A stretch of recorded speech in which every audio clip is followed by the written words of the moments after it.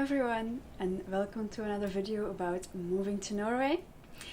In this video I will talk about a list of things, 12 things that you have to do before you move to Norway. These 12 things are things you have to do right before and like on the moment of your move. If you have not watched my previous videos in this series, I would highly encourage you to do so, because all of those things I already talked about lead up to this point, so it's really important that you get that straight. This is also the point in your journey where things start to get really tricky and really awkward, because you will move into this weird place between two countries. So you will be ending things in your home country and you will be starting up things in Norway, and it won't always completely overlap, and there will be paradoxes and there will be loops, as in you have to get this thing to get that, but you need that to get this thing, that kind of stuff. So it gets a bit complicated and awkward because basically you need to do everything at once at this point. You need everything for everything, but obviously that's not possible, and I also can't talk about everything simultaneously. I can't explain everything in this video or even in 1 minute to you. So I try to put it in some sort of chronological order. I did my best to make it logical, but as you will probably notice for yourself, and actually you need to do everything at once. That's the main message, but I will try to make it in sort of hypothetically chronological order for you. So with that disclaimer, here are 12 things that you have to do before moving to Norway. And I want to add a little note to this. You should probably start with this list about 6 months, at least 6 months in advance of your moving day. 1. I will start with a simple one. You should cancel all your subscriptions. So this can be a gym membership, a newspaper or a magazine that you get physically in your mailbox, or any other thing that you have a subscription on. Because especially like with gym memberships, it can be really tricky that you have to give notice so many times in months in advance, so you might end up paying several months after you move. So you don't want that. So be in time with checking all these things you have to cancel. It can be a membership to a hobby club or anything like that. Cancel all your subscriptions on time. 2. On the same note, give notice at your job. I already mentioned this in the finding a job video in this series. You probably have to give notice also several months in advance at your job. It depends on how long you are working for the company, but be in time for it. It can be very awkward if you have to set back your moving date and come into all sorts of problems because you have to be at your job longer than you expected. If you own a business, it might be easiest to shut it down in your home country and to just start it anew in Norway. However, there are probably ways around this so you can transfer your company from your home country to Norway. But however, if that is you, I would highly advise you to talk to your accountant or to another advisor that is specialized in that sort of thing. 3. Keep going on the same theme. Give notice at your rental property. Give notice to your landlord. Again, you will have to do this several months in advance, because probably in your contract there's somehow a minimum amount of months you have to stay, a minimum amount of months you give notice before you move out, and you still have to pay, or all these things that are hidden in contracts. If you own a property, and now is the time to think about either selling it or renting it out. Selling it can take a long time depending on where you live. The last thing, renting it out, that is what Kun and I did. We owned an apartment and we rented it out with a 1-year contract. That meant that if everything would have gone wrong here in Norway, then after 1 year we would be able to return to the apartment that we owned. Luckily that wasn't necessary, and now in the beginning of last summer, 2021, we were able to sell it. 4. Start to collect all your paperwork. So I am talking about the health file at your local doctor, maybe even the dentist health file, a list of your vaccinations. If you are on prescription medicine, talk to your doctor that you can transfer your health file to your future new doctor in Norway, so you don't have to go through the whole process of diagnosis again. Go and check your pension funds, both the ones you have from the government maybe, as the ones that you have from the companies that you worked for. Who knows what could go wrong, right? So just know where to access it, how to access it, maybe download something and check it every year or so, that you still know where to find it, so that when you are retiring, you will be able to receive the pension funds that you have built up in your home country. Also, there's so many things that you could collect from paperwork, but another very important one is go to your car insurance company and download this paper that says that you are a good driver with no accident record, because this paper can come in really handy when you try to get a new car insurance in Norway. What more? Download your marriage certificate. This is also really important, especially if you are moving together to Norway. It can really help your partner if you are married. So all kind of papers from governments, from instances, from insurances, all you can think of that could come in handy, just collect it, see you can find it and just download it. 5. Check if your identity cards, your passport and your bank cards are still valid for quite some time. Because you don't want to deal with renewal of these cards when you are in the middle of the paperwork that is immigration, okay? So this is important. Check if the date is still valid for, I don't know, 2 years or something, so you have peace of mind that everything is okay. You won't have trouble with these things, but because I promise you, you don't want that. On the same note, if you have like an ID card reader that you need for the bank, or one that you have used together with your identity card to access stuff from your government, all that sort of like ID card readers, check if the battery still works, if everything is okay with these devices. It's important, and it's really annoying if you have to go all the way to your home country for something stupid like that. 6. Consider applying for an international driver's license, especially if you come from outside Europe, because that way it might be easier for you to get a driver's license in Europe. However, coming from Belgium, I can just drive with my Belgian driver's license. But just check it, you never know, and it's also one of these things that can be really annoying if it goes wrong. 7. This is again on the same note, especially for if you're coming from outside of Europe. Consider translating your degrees from, I don't know, where you studied and making them official. If you come from inside Europe, you probably don't need this.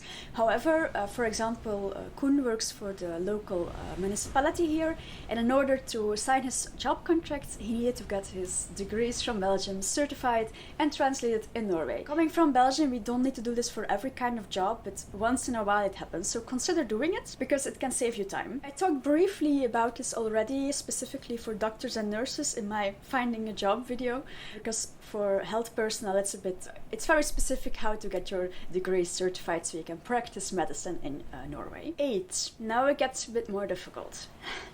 But think about your official registered address. To be completely 100% correct, you will have to change this. You have to deregister at the city hall of the municipality that you live in on your moving date. This is to be completely correct. After this deregistration, you will receive a document that is kind of a proof of exit, and this is a paper that you will later need, but I will talk about that in a second. However, deregistering your official registered address means that some services won't be accessible for you anymore. A big example of this is insurances. You can't, for example, get a car insurance in a country that you're not registered in. The same applies to your health insurance. So this can be very problematic. It can be dangerous and risky, and it can be borderline illegal if we talk about car insurances. But again, a little side note here, I will talk about cars like as a subject of itself in a later video, because you probably have some questions collected by now about cars and car insurances, and you're right too, because it's a bit complicated. But I will talk about cars in a later video. Just know for now that this can be very problematic if you don't have these insurances beginning from your moving date, because you will be exiting your home country, and at that point I can almost guarantee you that your paperwork will not be yet fixed completely in Norway. So that means that you probably won't have access to the Norwegian versions of these insurances, which brings you to the wonderful land of nowhere. So I'm going to give you a workaround that worked really well for us and hopefully can help you as well. You should wait with deregistering your official address in your home country, because at least in Belgium you can do this online. So I didn't have to go physically to the city hall to deregister. It meant that I could wait and do it afterwards from Norway, which made things a whole lot easier.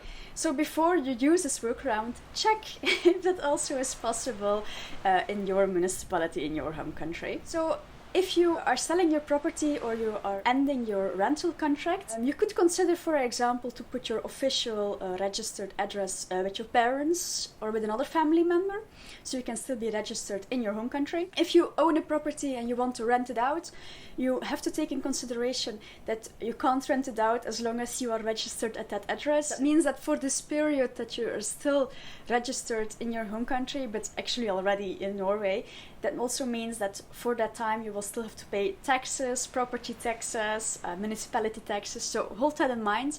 But in my opinion, it's worth it, because waiting to deregister gives you an overlap. This gives you an overlap between your home country and Norway. This basically makes sure that you never come in this no man's land. However, there is only a certain amount of time that you can actually live in another country while still being registered in your home country. This brings me to point 9. Take care of your health insurance and your travel insurance in your home country, because this overlap, this workaround I just explained in point 8, this is basically the time that you can travel, that you are traveling while still be insured in your home country. So that means that you have to go talk to your health and travel insurance and check with them how long that you can travel, how long a period of time is that you can travel while be covered by this insurance. In our case, this was 3 months. A side note in this point is make sure that Norway is included in the lists of countries that your insurance covers while you are traveling. So to give you an example of this, of how this could go wrong, is back in 2014, Koen and I, we traveled to Iceland and we drove our own car from Belgium all the way to the north of Denmark, where we took the ferry to Iceland. Now, our standard car insurance at the time did allow us to travel. However, in this list of countries that was covered under this car insurance, Iceland was not included.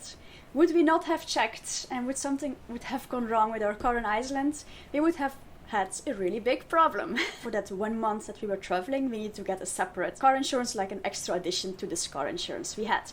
So talk to your health and travel insurances. Ask them, how long do you allow me to travel for one stretch at a time to still keep me covered, and is Norway included? 10. You will have to do your exit taxes. Now, what are exit taxes? Normally once a year, I think in almost every country in the world, you have to do your taxes. You have to fill in a whole document of things you earned, things you sold, things you own, whatever is included in your country, and you have to pay your taxes, or in some instances you get some money back. Now, when you emigrate, that means that you will probably, in most cases, have like a half a year, or like only a period of a year that you still live in the home country, and the other half of the year you live in Norway. That means that you have to do a special form of taxes. However, this was very difficult and confusing shit in Belgium. So we just went and talked to an accountant who knew about immigration and how to handle this stuff, which was a really big help for us, because this accountant, he helped us. He basically told us what we had to do, when we had to do it, where we could find everything, what we had to fill in, and what we had to do in the future from the point that we didn't live in Belgium anymore. So, because this is so country specific, I don't even get it in Belgium. I would advise you to do the same. 11. Go and talk to your bank. Go and talk to them, explain your situation, tell them, look, I have this and this bank account here with you, and I'm moving to Norway. And make sure you get an answer to the following questions. For example, how can you change the address that is registered under your account in your bank, how do you change it to a Norwegian one? Because in case there will be some paper communication in the future, or you will have to be sent a new bank card or whatever. Some banks do need like a physical signature thing. You have to like physically go to the bank to change your address. Talk to them and ask them, is it possible that I give you this permission now? Is it possible that I can sign some things and give you signed permissions for things now that I'm still physically here? Because it can be really, really annoying if you have to go for a stupid signature all the way from Norway to your home country because you very urgently need something from your bank. Also talk to them about future transfers of money, because if we are talking about a very long-term or permanent immigration to Norway, you will probably in some time set up a new savings account in Norway and you will need your money in Norway. So that means that at some point you want to transfer all your savings money from your home country to Norway. Now, this is something that can be very difficult, because if you transfer money from one country to another, they're always very, very suspicious that you're trying to avoid taxes and that sort of thing. But I will tell you, if it goes about savings money, money that you saved over the course of the years, you don't have to pay taxes on that if you move it into Norway. However, you do need permission from your bank, you need permission from your future bank in Norway, and maybe you need a signature at a bank in your home country. So talk to them about this future possibility of transferring maybe a larger sum of money, because there's usually also limits to the amount of money that you can do stuff with. This is all really annoying stuff. But the main message I'm trying to give you here is talk to your bank and ask them, what about permissions for all this stuff? And do you need me to be physically signing stuff while I'm still here? Now, one more thing when it comes about your bank account in your home country, and before you cut all cords and cancel everything, please keep one bank account in your home country.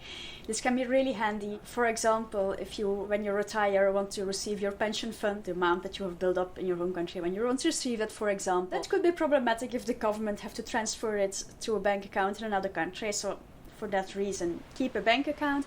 Also, it can be really problematic, for example, for inheritances. And another handy thing, actually, because I use my Belgian bank account, for example, for buying gifts. 12. Register at the embassy in Norway. I think every country has an embassy here in Norway. To register at the embassy, you probably need 3 things.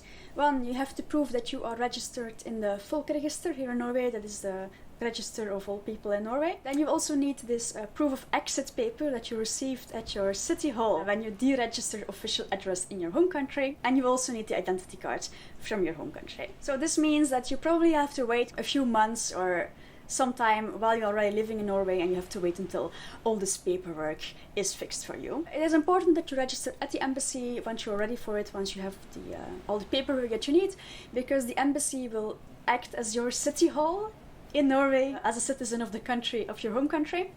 So this is important, for example, for the renewal of passports or registration of marriages. It's important for voting and that kind of stuff. They also can really help you with diplomatic stuff. So do it as soon as you're ready for it. So those were 12 things that you had to do before you move. So in the next video, I will talk about actually moving. I will talk about moving your furniture, like getting a moving company or something to move your furniture. I will talk about moving your pets and importing your pets in Norway. And I will also talk about everything that has to do with cars. After that, it gets really interesting, because then we will finally talk about the F and D numbers. Those are the 2 numbers that you can get to be registered in Norway. So really exciting stuff is coming. I hope you found this video interesting. I hope it helped you out. Then thank you so much for watching, and I will see you again next time. Can we take a quick moment to appreciate my sweater? My neighbor knitted this for me. This is so sweet. Look how pretty it is.